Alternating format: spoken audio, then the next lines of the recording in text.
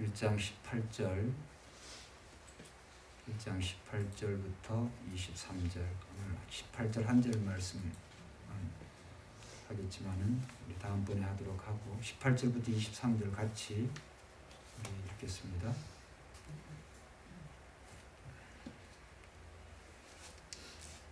너희 마음의 눈을 밝히사 그의 부르심의 소망이 무엇이며 성도 안에서 그 기업의 영광의 풍성함이 무엇이며 그의 힘의 위력으로 역사하심을 따라 믿는 우리에게 베푸신 능력의 지극히 크심이 어떠한 것을 너희로 알게 하시기를 구하노라.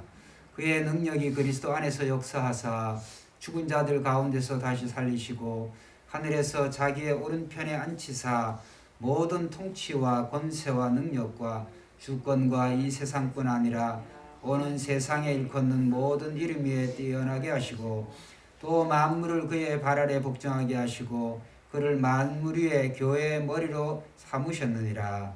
교회는 그의 몸이니 만물 안에서 만물을 충만케 하시는 이의 충만함이니라. 아멘. 15절부터 1장 15절부터 23절의 내용이 우리가 성경에도 대부분 표시가 되어 있는 것처럼 바울의 기도 내용입니다. 에베소 교회에 대해서 바울이 기도한 내용인데, 첫째로 바울은 무엇보다도 에베소 교회를 생각할 때마다 기뻐했다. 그리고 감사했다.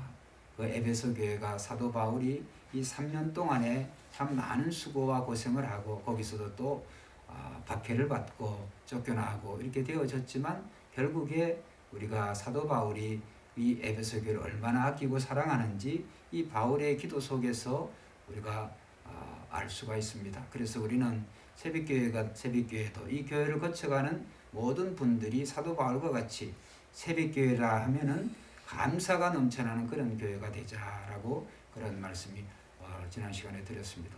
그리고 사도 바울의 첫 번째 그 기도 제목이 하나님을 알게 하시고 그렇습니다. 세상에 그 무엇보다도 우리가 예수를 믿는 사람이면 오늘 예수 그리스도를 보내신 하나님을 알면 알수록 오늘 우리의 삶에 정말 어떻게 살아야 되는지, 또 삶의 목적이 무엇인지, 또 어떻게 우리가 무엇을 향해 달려가야 될지 삶의 목적과 방향을 분명히 알 수가 있습니다. 그래서 우리는 하나님을 알게 하소서라고 하는 그 기도 속에서 사도 바울은 세상에 오신 결국 예수 그리스도를 아는 것이 하나님을 아는 것이다 라고 하는 것을 우리가 꼭 기억을 해야 되겠습니다. 오늘은 그 두 번째로 18절 마음에 보면 너희 마음의 눈을 밝히사 그의 부르심의 소망이 무엇이며 성도 안에서 그 기업의 영광의 풍성함이 무엇이며 이런 말씀이 나옵니다. 그래서 오늘 이 소망이라고 하는 주제에 대해서 말씀을 드리려고 하는데, 오늘 진정한 소망이 무엇인지 알게 하소서. 진정한이라고 하는 단어는 없습니다만 그러나 여기에 부르심의 소망, 그래서 성도에게 있어서 부르심의 소망이 무엇인지 또 이 진정한 소망이 무엇인지 알게 하소서라고 하는 그러한 말씀을 드리려고 합니다. 그래서 사도 바울의 두 번째 기도의 제목은 이 부르심의 소망, 진정한 소망이 무엇인지 알게 하소서. 누가? 에베소 교회가. 또 에베소 교회를 통하여서 오늘 2000년이 지난 우리 새벽교회도 똑같이 이 하나님이 우리를 부르신 그 소망이 무엇인지를 알게 하소서. 이것이 이제 사도 바울이 기도한 내용이자 또 우리가 기도해야 될 그러한 내용이라고 저는 생각을 합니다. 그래서 18절을 보면 무엇보다도 이 소망을 이 부르신 소망을 알기 위해서는 이제 첫 번째로 너희 마음의 눈을 밝히사. 그렇습니다. 오늘 우리가 이제 우리의 육체의 이 눈을 보고 살아가고 느끼고 생각하고 또 무엇을 꿈꾸고 계획하고 이런 것들이 참 이렇게 완전한 것 같지만은 우리의 눈으로 보고 우리의 오감으로 주어지는 또 얻고 노력하는 이러한 것들이 과연 우리가 정말 완전한 그러한 또 진정한 소망이 될 수가 있는가라고 하는 것은 저와 여러분들이 살아오면서 모두가 다 이구동성으로 우리가 인정하듯이 결국에 불완전한 것이 될 수밖에 없습니다. 그래서 사도 바울이 이제 선민이라고 주장하는 그 유대인들, 유대인들은 아브라함의 자손이라고 그들이 태어나면서부터 이제 태어난 지 8일 만에 할례를 받고, 그렇죠? 그들이 율법을 받고, 그래서 이 할례 민족이라고 하는 거, 이러한 것에 대해서 이제 세상 여러 나라 중에 가운데서도 자신이 선민이라고, 택한 민족이라고 하는 것에 대한 굉장히 그런 자부심이 많이 있어요. 그런데 이제 로마서에 우리가 읽어보면 이 표면적 유대인이 아니요, 그 할례는 어디에 해요? 마음에 하라. 마음에 할지니 그랬습니다. 그래서 이 마음의 할례를 행하라. 그래서 육체의 할례를 행했다고 선민이 되어지는 것이 아니라 그 진정한 선민은 마음의 할례를 행하는 것이 진정한 유대인이자 또 그리스도인이라고 할 수가 있습니다.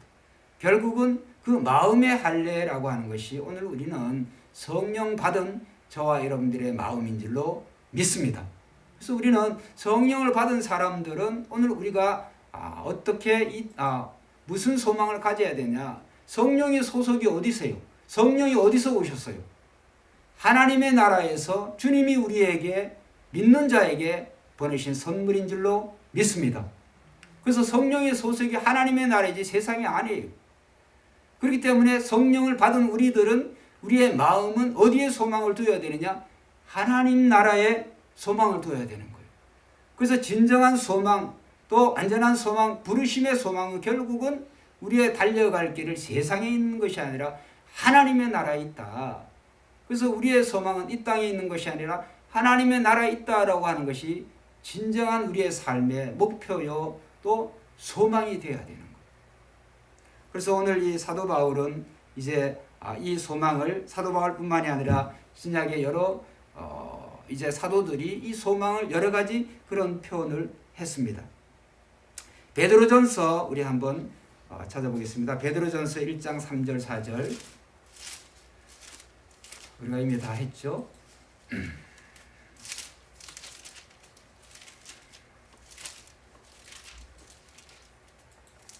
요한 1서 앞에 베드로전서 1장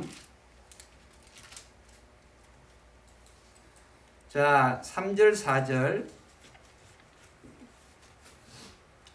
읽어보겠습니다. 시작. 우리 주 예수 그리스도의 아버지 하나님을 찬송하리로다. 그의 많으신 긍휼대로 예수 그리스도를 죽은 자 가운데서 부활하게 하심으로 말미암아 우리를 거듭나게 하사 무슨 소망? 산 소망이 있게 하시고. 근데 그 산 소망의 그 성격이 어떠냐? 4절에 나옵니다. 시작. 썩지 않고 더럽지 않고 쇠하지 아니하는 유업을 있게 하시나니 곧 너희를 위하여 하늘에 간직하신 것이라. 할렐루야. 그래서 우리는 오늘 사도 바울이 우리에게 이 부르심의 이 소망을 사도 베드로는 산 소망이라고 표현했다. 그 다음 그 산 소망이 살아있는 것은 영원하고 완전한 것은 이 땅에 있지 않고, 왜? 이 땅 자체가 이제 하나님의 심판의 대상이 되어지는 거죠. 불로 없어질 것이죠. 새로워질 것이죠. 그렇기 때문에 오늘 성도가 가진 소망은 산 소망인데, 우리가 가진 그 영원한 소망은 이 땅에 있는 것이 아니라 하늘에 간직해져 있다. 그렇기 때문에 우리의 성도님들은 이 땅을 살아가는 동안에 이렇게 이 세상에 있는 것이, 이 소망을 두는 것이 썩는 것이죠. 썩고 그 다음에 더러워지고 또 낡아지고 이러한 것들에 소망을 두고 우리가 살아가고 있어요. 우리 교회 건물이 30년 됐어요. 정확히 이 건물이 30년 되어졌는데, 이제 30년 되어지니까 여러 가지로 이제 이상이 많이 발견이 되어져요. 여러 가지로. 30년 전에는 그랬을까요? 그렇지가 않죠. 30년 전에는 이 건물이 처음 지어졌을 때는 현재 상태하고는 많이 다를 거란 말이에요. 똑같습니다. 이 땅에 어떤 건물이든 어떤 우리가 추구하는 무엇이 되어졌든지 간에 이 땅에 있는 것은 결국은 쇠하여지는 거예요. 더럽혀지는 거예요. 낡아지는 거예요. 그래서 영원한 소망, 진정한 소망, 산 소망이 될 수가 없어요. 그래서 성도의 소망은 이 땅에 있는 것이 아니라 하나님 나라에, 하나님 주신 그 기업에 우리가 소망을 둘 때 성도가 가진 소망은 산 소망이 되어져. 그 다음에 오늘 우리의 주 예수 그리스도께서 천국에 계시고 하나님 나라에 계시기 때문에 그리스도 안에 있는 우리들은 마땅히 그리스도가 계신 그 천국의 소망을 두고 살아갈 때 이 땅의 삶도 우리의 소망도 더욱더 가치가 있게, 더욱더 하나님께서 이 우리가 살아가는 세상 동안에서도 우리의 삶을 풍요롭게 하게 하실 줄 믿습니다. 그래서 목적이 이끄는 삶. 그래서 릭 워렌 목사님이 일전에 말씀드렸죠. 목적이 이끄는 삶, 그런 우리가 주제를 가지고 성경 공부도 만들고 그 책이, 그런 책이 한동안 베스트셀러로 되어졌습니다. 무슨 목적일까요? 하나님 나라의 소망을 두고 또 목표를 두고 살아가는 삶이 정말 진정한 목적이 이끄는 그런 삶이다. 여러분, 필요에 이끌려서 살아가는 그런 삶. 필요라고 하는 거 다 필요하죠. 필요 없는 사람이 어디 있어요? 필요에 따라서 이끌려 다니는 그런 삶이 아니라 목적에 따라서 이끌려가는 그런 삶이 되어야 되는데, 성도의 목적은 필요에 따라서, 필요에 의해서 살아가는 삶이 아니라 목적에 의해서, 더욱더 본문의 표현에 보면 부르심의 소망을 따라서 우리는 삶을 살아가야 된다. 그리고 디도서 찾지 않겠습니다만 디도서 2장 13절에 보면, 그래서 우리는 복된 소망 곧 위대하신 하나님과 우리 구주 예수 그리스도의 영광이 나타나기를 고대합니다.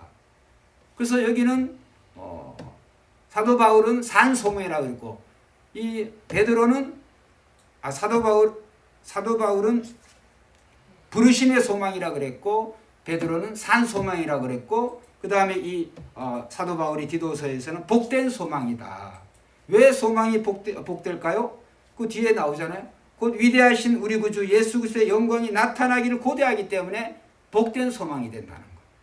그래서 여러분, 오늘 우리의 복이 세상의 물질적이고 세속적인 어떤 그러한 것이 복이 아니라 예수 그리스도 자체가 복이시라고 하는 것을 오늘 이 사도 베드로가 이 디도에게 보낸 편지를 통해서, 서신을 통해서 우리가 알 수가 있어요. 그래서 성도의 소망이 복된 것은 예수 그리스도의 영광을 나타나기를 고대하기 때문에 복된 소망이 되어진다. 그리고 히브리서 6장 11절에 보면, 우리가 간절히 원하는 것은 너희 각 사람의 동일한 부지런함을 나타내어, 한번 따라합시다. 끝까지 소망의 풍성함에 이르러. 우리 모든 성도들이 동일하게 똑같이 부지런함을 나타내어 끝까지 소망의 풍성함에 이르러, 이런 표현이 나와요.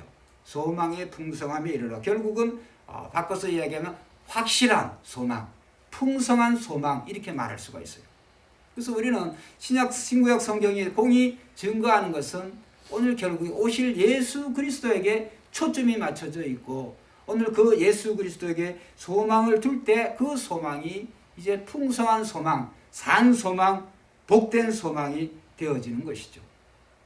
그리고 다시 말씀드립니다만, 오늘 우리가 하나님 나라에 주님이 계신, 또 이 성령이 오신 그 하나님의 나라는, 하나님의 나라에 둔 소망은 썩지 않고 더럽혀지지 않고 쇠하지 않고 없어지지 않는 그런 소망이다.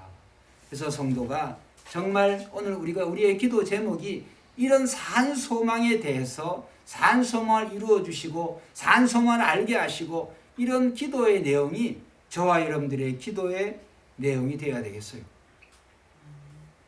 영국의 그 설교의 황태자라고 하는 찰스 스폴전 목사님이 이런 얘기를 했어요.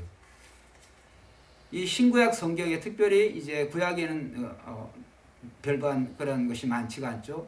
근데 이제 신약 성경에, 어쨌든 이 성경에 하나님 나라에 대해서 그렇게 우리가 성도들이 소망하고 그리워하고 들어가고 싶은 그 하나님 나라에 대해서 묘사가 극히 적다. 물론 요한계시록 21장, 22장은 그래도 그 날은 이렇게 하나님 나라에 대해서, 천국에 대해서 묘사가 있습니다. 근데 왜 하나님께서 왜 그렇게 하셨느냐?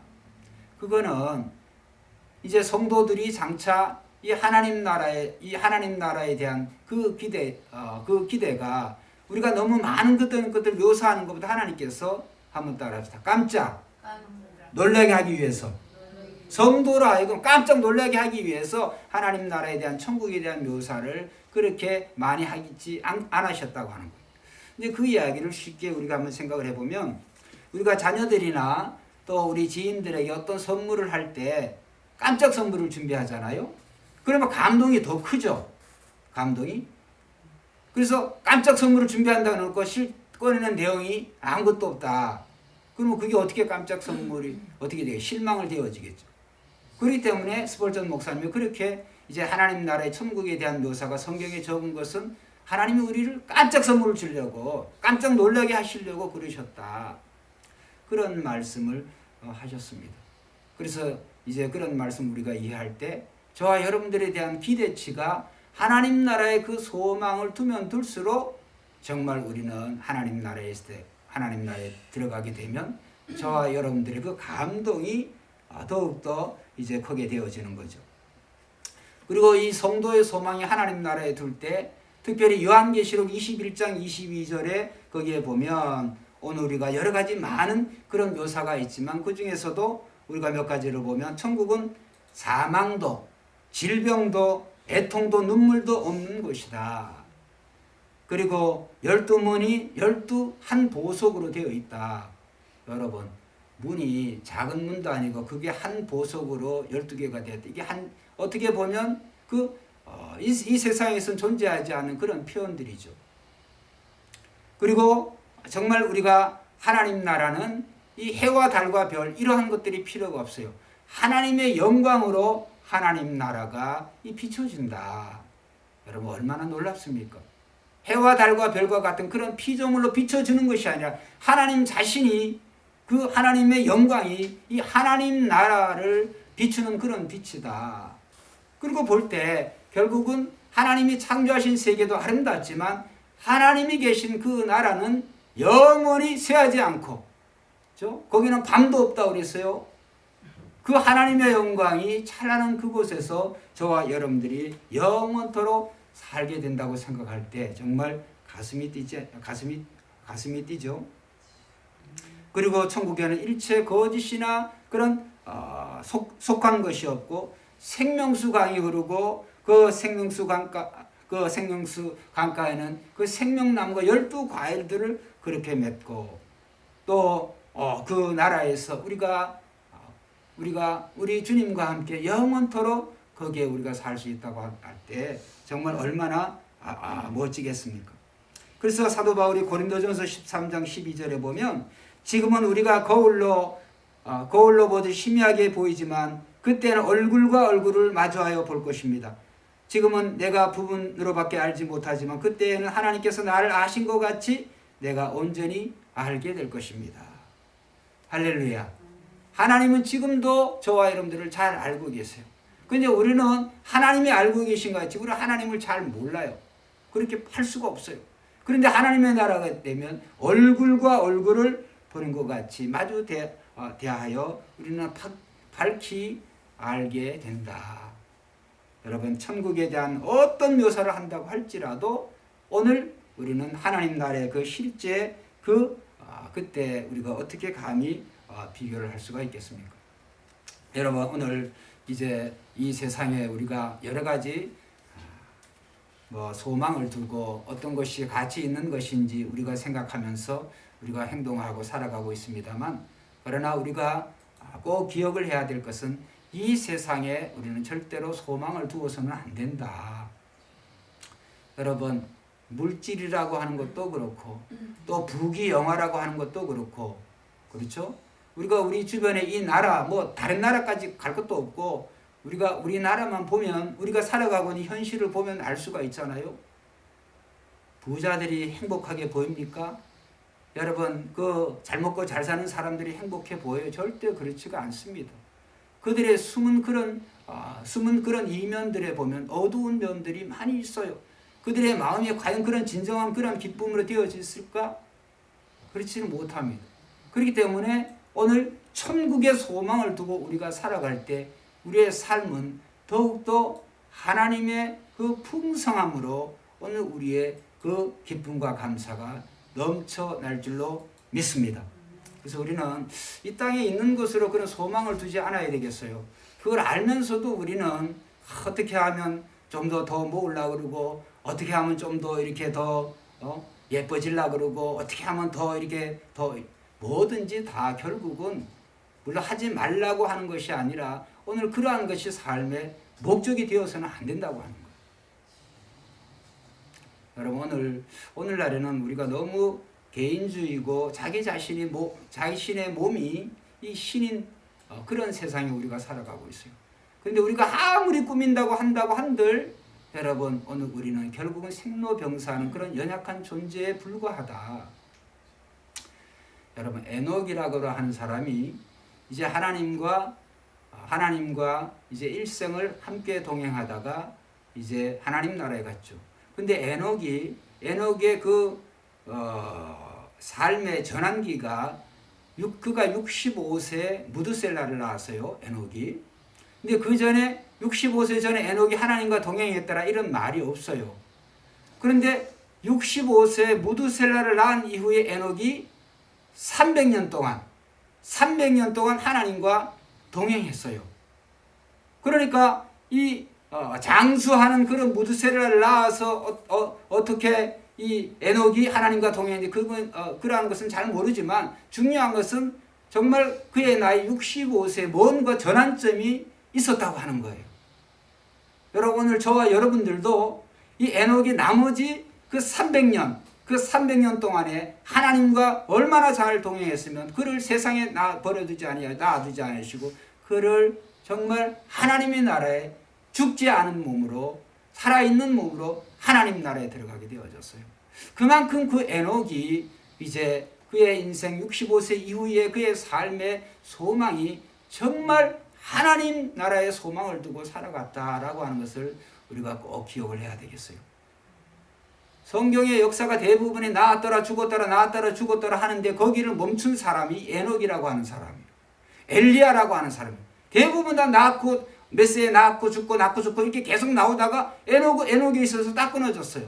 에녹은 하나님과 300년을 동행하다가 그가 하나님의 나라에 가게 됐어요. 나머지는 죽어서 간 것이 아니라 결국 이런 것을 보면 오늘 에녹도 우리와 별반 다른 그런 사람이 아니다. 그런데 에녹이 세상에 사는 동안에 어떤 세상의 부귀 영화를 취하며 살아갔다는 말이 없어요. 그가 중요하게 생각한 것은 하나님과 동행하는 삶. 여러분 그것이 오늘 우리의 삶의 정말 최고의 목적이 되어질 때 오늘 우리의 삶의 목적과 방향은 이 땅에 소망을 두지 않아요. 왜? 하나님과 동행하는 사람이 하나님에게 초점을 맞추고 하나님이 무엇을 원하시는지 하나님이 맡기신 사명이 무엇인지 거기에 초점을 맞추며 살아가기 때문에 그가 가진 소망은 정말 바른 소망, 진정한 소망, 살아있는 산 소망, 복된 소망, 풍성한 소망이 되어지는 거죠. 그래서 오늘 우리는 정말 이 시대가 아무리 이러한 물질적이고 세속적인 그러한 것을 많이 추구하며 살아간다고 할지라도 또 우리의 자녀들에게도 그것을 가르쳐야 되겠어요. 정말 우리가 통장 하나를 더 만들어서 거기에 더 많은 돈을 넣어주고 이러한 것이 중요한 게 아니에요. 오늘 우리의 자녀들에게 그 예수 그리스도와 그 하나님에 대해서 천국에 대해서 우리가 그것을 알려주지 못한다고 한다면 그에 대한 책임을 우리는 분명히 듣게 될 것이다.